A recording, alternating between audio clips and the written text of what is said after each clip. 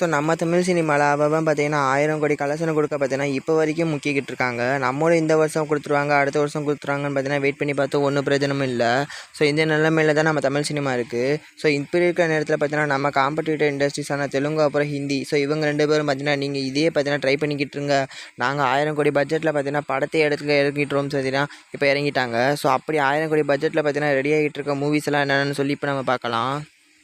First இந்த வருஷம் தீபாவளிக்கு ரிலீஸ் ஆக இருக்க நம்ம ரன்வீர் கபூர் அப்புறம் ராஷோட ராமாயணா.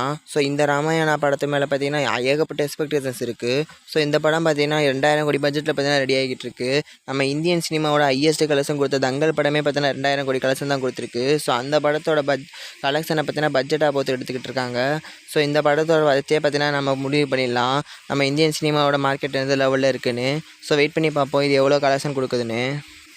நெக்ஸ்ட் அடுத்த வருஷம் சம்மர் ரிலீஸ்க்கு டார்கெட் பண்ணிக்கிட்டு இருக்க அல்லு அர்ஜுன் அப்புறம் அட்லியோட ராக்கா. ஸோ இந்த படத்தோட பட்ஜெட் பார்த்தீங்கன்னா இனிஷியலாக ஸ்டார்ட் ஆகும்போது 700-800 கோடி தான் இருக்கிறதா பேசிருந்துச்சு.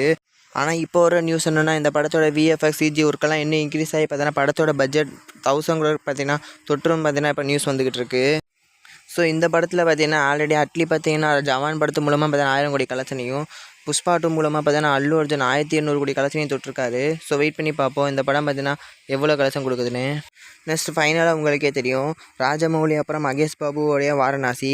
ஸோ இந்த மூவி தான் பார்த்தீங்கன்னா இப்போதைக்கு நம்ம இந்தியன் சினிமாவோட மோஸ்ட் ஆன்டிசிபேட் மூவியாக இருக்குது. ஸோ இந்த படத்தோட பட்ஜெட் பொறுத்த வரைக்கும் பார்த்தீங்கன்னா மினிமம் 1200 1300 கோடி வரைக்கும் பார்த்தீங்கன்னா போக நியூஸ் வந்துகிட்டு இருக்குது. ஸோ இது பார்த்தீங்கன்னா ஆக்டர்ஸ் அப்புறம் அதில் இருக்க டேரக்டர்ஸோட சேலரி இல்லாமல். ஸோ அப்படி பார்த்தோம்னா ராமாயணா 2000 கோடி பட்ஜெட்டில் பார்த்தீங்கன்னா கொடுக்குற அந்த விஷுவல் எஃபர்ட்ஸை பார்த்தீங்கன்னா கண்டிப்பாக வாரணாசி படம் பார்த்தீங்கன்னா 1000 கோடி பட்ஜெட்லேயே பார்த்தீங்கன்னா கொடுத்துரும். ஸோ எனக்கு இந்த படத்து மேலே ஒரு பெரிய எக்ஸ்பெக்டேஷன்ஸ் இருக்குன்னே சொல்லலாம்.